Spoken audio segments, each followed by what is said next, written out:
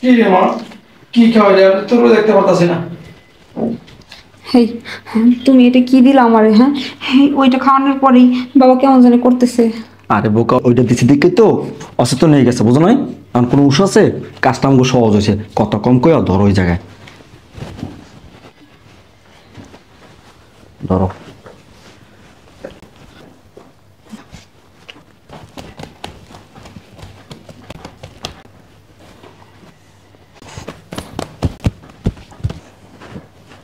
এই, আপনি কি করেছেন এগুলো?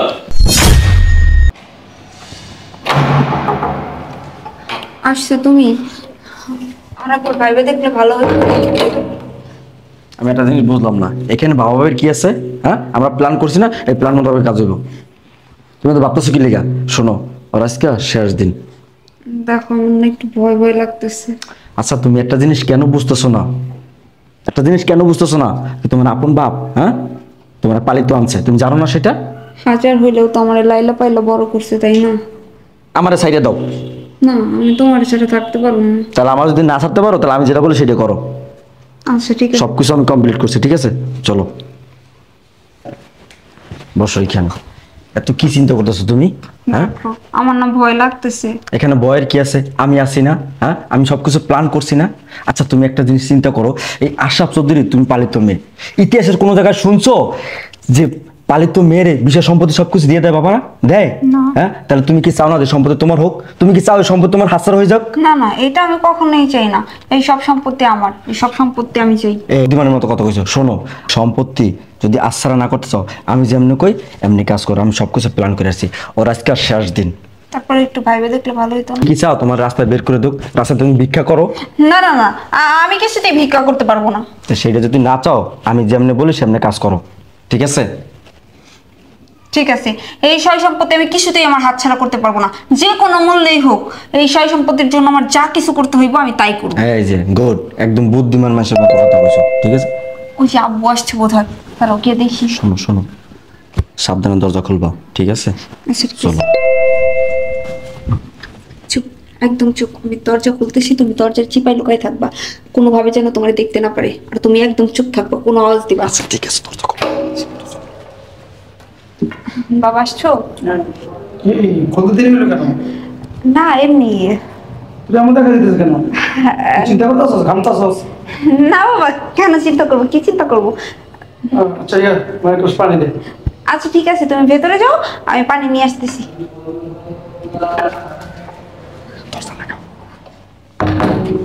শোনো, এটা নিয়ে যাও। এটা কি? আরে বলো, এটা পানির সাথে মিক্স করো, তাহলে বুঝতে পারবে এটা কি। যাও তাড়াতাড়ি। আচ্ছা ঠিক আছে।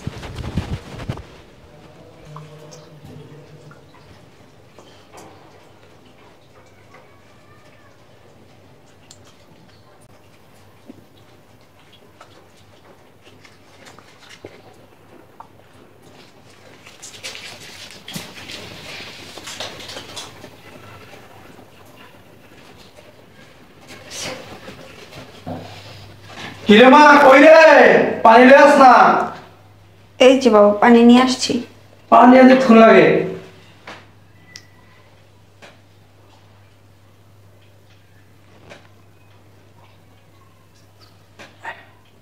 ধর।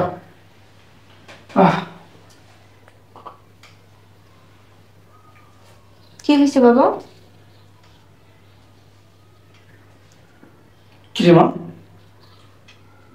ঘোরা ঘোরা দেখতেছি, মাথা ঝিমঝিম করতেছে। কি পানি খাওয়াইলি? মাথা ঝিমঝিম করতেছে। হ্যাঁ, আচ্ছা বাবা, তুমি এখানে শুয়ে পড়ো। আমি তো তোর দেখতে পারতেছি না। এখানে শুয়ে পড়ো, শুয়ে পড়ো। হ্যাঁ? শুয়ে পড়ো, ঠিক হয়ে যাবে, শুয়ে পড়ো। উহ, কাম হয়েছে তাহলে না? মাথা চক্কর দিতেছে। হুম, তুমি শুয়ে থাকো।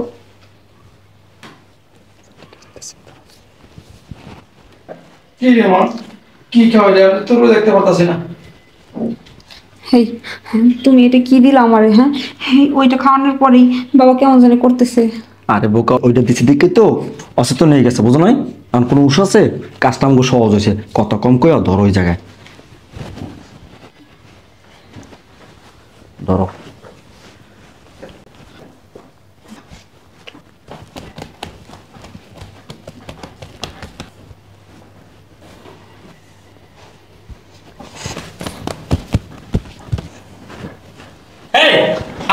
এগুলো? আরে আপনি এখানে কেন আসছেন? আপনি আপনার কি মানুষ? কি করতেছেন এটা? আপনি আপনি এই সময় এখানে কেন আসছেন? আমি কেন আসছি সেটা পরে কথা। আপনার একটা মানুষকে আছেন, হ্যাঁ, মেরে ফেলতে যাচ্ছি। কিন্তু কেন? শুনতে চান কেন? হ্যাঁ শোনেন, আমি ওনার নিজের মেয়ে না, আমি ওনার পালিত মেয়ে। আর এই যে বিষয় সম্পত্তি আমি কিছুতেই চাই না যে আমার হাত ছাড়া হয়ে যাক, তার জন্য আমি ওনাকে মেরে ফেলতে যাচ্ছিলাম। কি? হ্যাঁ। পানি পানি কি হলো সব? দেখি যাবেন আপনার, যাবেন। আমার সব প্ল্যান ভেস্তে দিল। স্যার ওঠেন স্যার, বসুন স্যার। স্যার ঠিক আছেন? স্যার আপনি? হ্যাঁ স্যার আমি আসছি। পানি। স্যার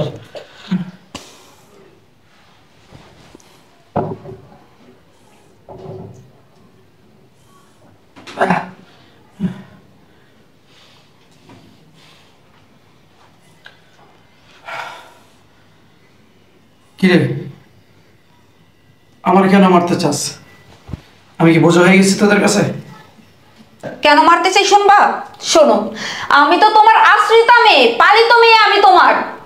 আমি কিছুতেই চাই না যে এই বিষয় সম্পত্তি আমার হাত থেকে হাতছাড়া হয়ে যাক।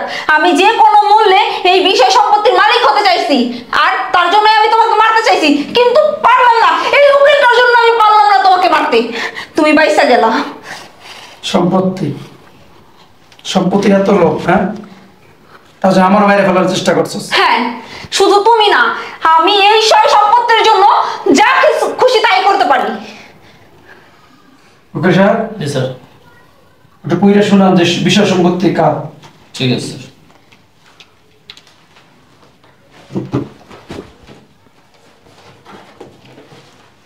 এখানে লেখা আছে, জনাব আশরাফ চৌধুরীর যত বিষয় সম্পত্তি, স্থাবর অস্থাবর, টাকা পয়সা যেখানে যা আছে সবকিছু তার একমাত্র মেয়ে নেহা চৌধুরীর নামে লিখে দেওয়া হলো।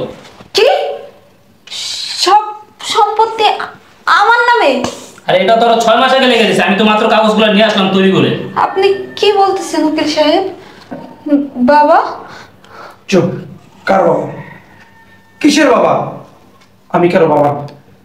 আমি তো রাস্তাটা টোকাই আনছি, টোকাই আনছি। আর সম্পত্তি, সম্পত্তি, হ্যাঁ? এই সম্পত্তির জন্য আমাকে মারতেছস। আর যে সম্পত্তি আছে না, আমি 6 মাস আগেই তোরে দিয়ে দিছি, তোরে দিয়ে দিছি। কিরে, তোরে আমি টোকাই আনছি। আমি জীবনে সংসার করে বিয়ে শাদী করি নাই, হ্যাঁ? এই সম্পত্তি আমি তোরই দিয়ে দিতাম, আমি মরে যাওয়ার পর তুই পাইতি, হ্যাঁ? আর কি করলি তুই? আমরা এই সম্পত্তির জন্য আমাকে মারতে চাইছস। তোর না কত গর্ব করতাম, আমার স্বপ্ন ছিল, হ্যাঁ? আমার কত আশা ছিল যে তুই শেষ বয়সে আমার খুঁটি হবি, হ্যাঁ? খুঁটি হবি। কিন্তু সেই মেয়ে বিষয় সম্পত্তির জন্য আমাকে মারতে চাস, আমাকে মাইরে ফেলার চেষ্টা করছিস। বাহ, চমৎকার, চমৎকার। নিজের কাছে না লজ্জা হইতেছে। কাকে এত ভালোবাসলাম, কাকে আমি মেয়ে মনে করছি। আর সে আমার মেয়ে না, সে আমার বাবা ভাবতে পারে না, সে আমার বাবা ভাবতে পারে না। তার জন্য আমাকে মারার চেষ্টা করছে। তুই প্রমাণ করে দিলি পৃথিবীতে পর কখনো আপন হয় না, আপন হয় না। যা, আমার বাসা থেকে বের হয়ে যা। চুপ। আমি কারো বাবা না, আমি কারো বাবা হতে পারি নাই। বের হয়ে যাও।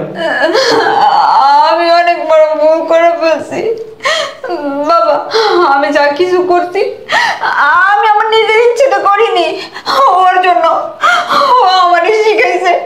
আমি বারবার বলছি না এই কাজটা করবো না, ও আমার বারবার ওর ভালোবাসার ধরে দিছে। বাবা, আমি তো ওর অনেক ভালোবাসতাম, তার জন্য ও আমাকে যেটা বলছে আমি সেইটাই করছি বাবা। তুমি আমার মাফ করে দাও বাবা, তুমি ছাড়া তো এই পৃথিবীতে আমার আর কেউ নাই। প্লিজ আমার মাফ করে দাও। তুই কি করে এই কাজটা করতে পার? এই, তোর কোথা থেকে তুই আনছিস তুই কি জানোস? জানোস না। গভীর রাতে আমি গাড়িতে করে যাইতেছিলাম, কেউ মানুষ নাই, হঠাৎ দেখি একটা বাচ্চার কান্না। আমি গাড়ি থামাইছি, নামার পরে দেখি তুই সাইডে এই যে এতটুক ছিল, দুধের বাচ্চা তোর ফালাইতে চলে গেছে। ওয়া করে কাঁদতেছিলি, তোরা আমার এই বুকে টেনে নিয়েছিলাম, তোকে বুকে টেনে নিয়ে বলছিলাম আমি আর জীবনে বিয়ে করবো না, সংসার করবো না। তোর মুখের দিকে তাকে আমি বিয়ে শাদী করি না, হ্যাঁ বিয়ে শাদী করি না। আর তোরা এত কষ্ট করে আমি বড় করছি, লালন পালন করছি, আর সেই তুই আমার মেয়ে হইয়া আমাকে মারার প্ল্যান করছস। ভালো ভালো, আচ্ছা চলে যা, চলে যা, চলে যা। আমি কেন বাবা না, চলে যা, চলে যা।